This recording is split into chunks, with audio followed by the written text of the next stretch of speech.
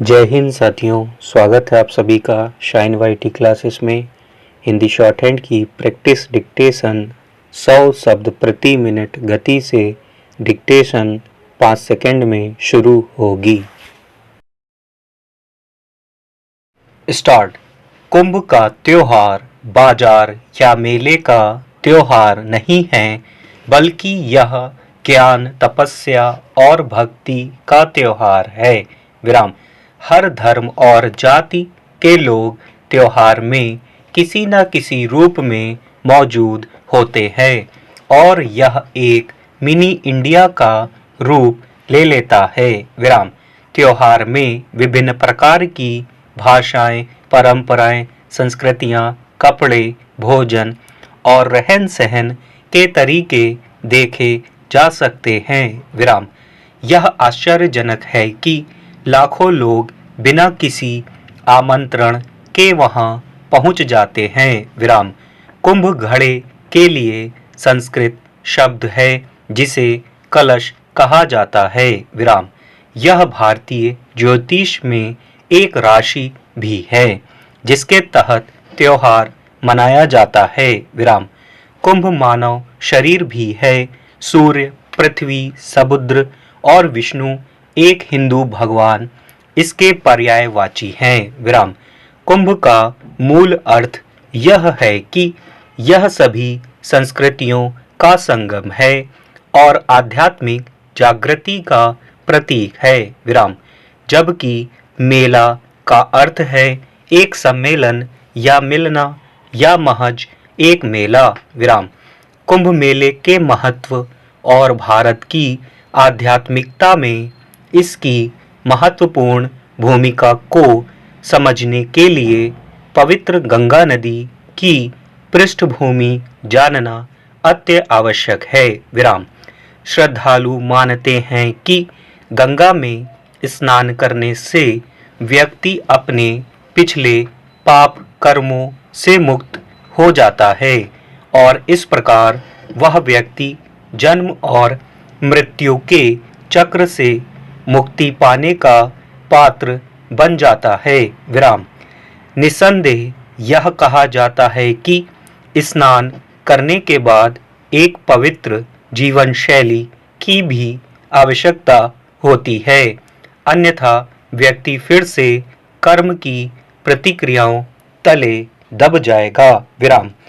वैदिक और पौराणिक काल में कुंभ तथा अर्धकुंभ स्नान में आज जैसी प्रशासनिक व्यवस्था का स्वरूप नहीं था। विराम। कुछ विद्वान गुप्त काल में कुंभ के सुव्यवस्थित होने की बात करते हैं। विराम। परंतु प्रामाणिक तथ्य सम्राट शिलादित्य हर्षवर्धन 617-647 ईस्वी के समय से प्राप्त होते हैं। विराम। बाद में श्रीमद् आघ जगत गुरु शंकराचार्य तथा उनके शिष्य सुरेश्वराचार्य ने 10 नामी सन्यासी अखाड़ों के लिए संगम तट पर स्नान की व्यवस्था की। विराम।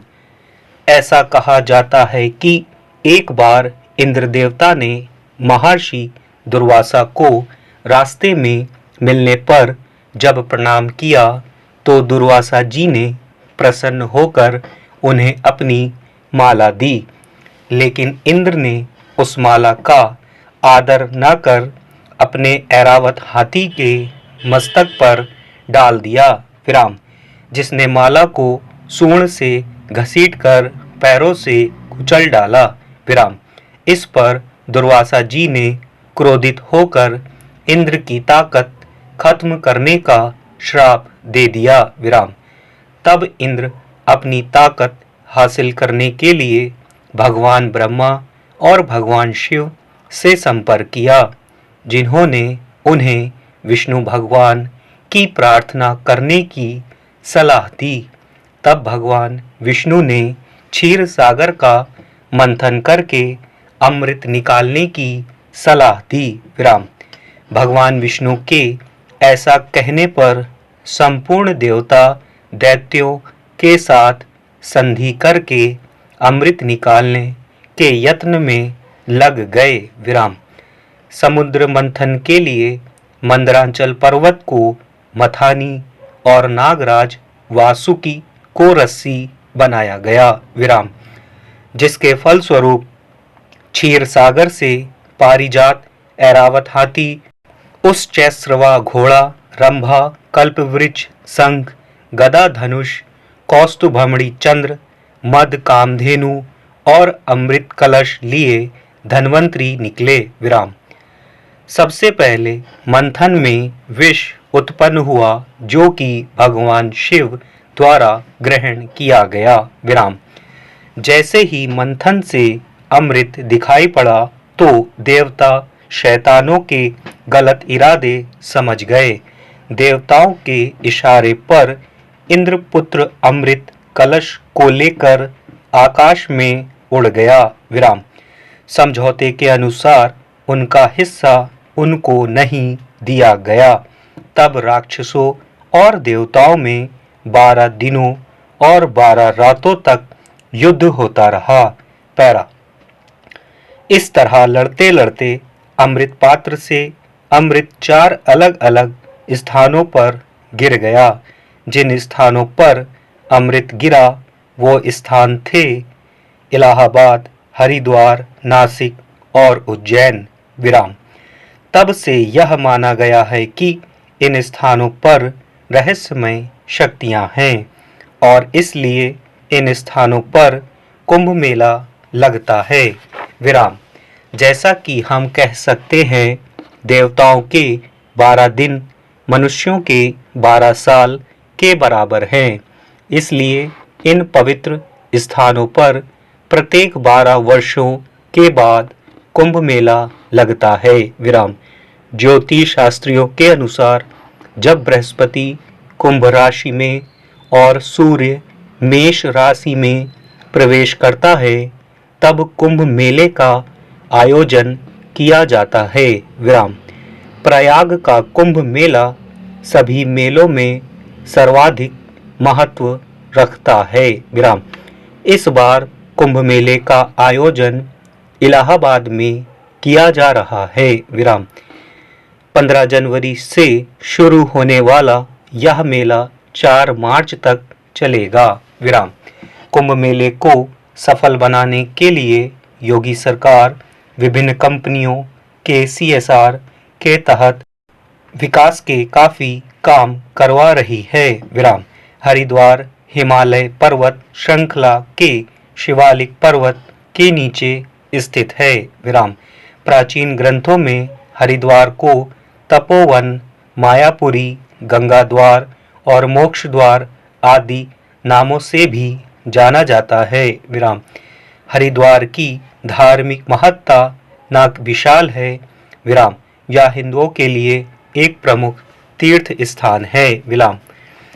मेले की तिथि की गणना करने के लिए सूर्य, चंद्र और बृहस्पति की स्थिति की आवश्यकता होती है। विराम। हरिद्वार का संबंध मेष राशि से है।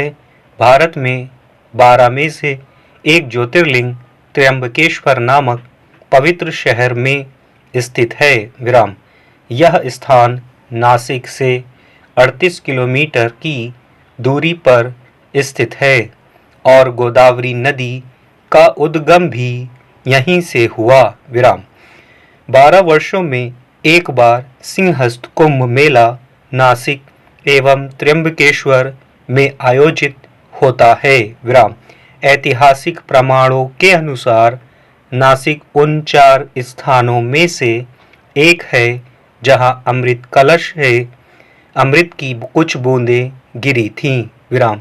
कुंभ मेले में सैकड़ों श्रद्धालु गोदावरी के पावन जल में नहाकर अपनी आत्मा की शुद्धि एवं मोक्ष के लिए प्रार्थना करते हैं। विराम।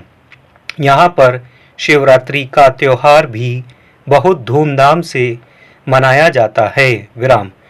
उज्जैन का अर्थ है विजय की नगरी और यह मध्य प्रदेश की पश्चिमी सीमा पर स्थित है। विराम। इंदौर से इसकी दूरी लगभग 55 किलोमीटर है। विराम। यह शिप्रा नदी के तट पर बसा है। विराम। उज्जैन भारत के पवित्र एवं धार्मिक स्थलों में से एक है। स्टॉप।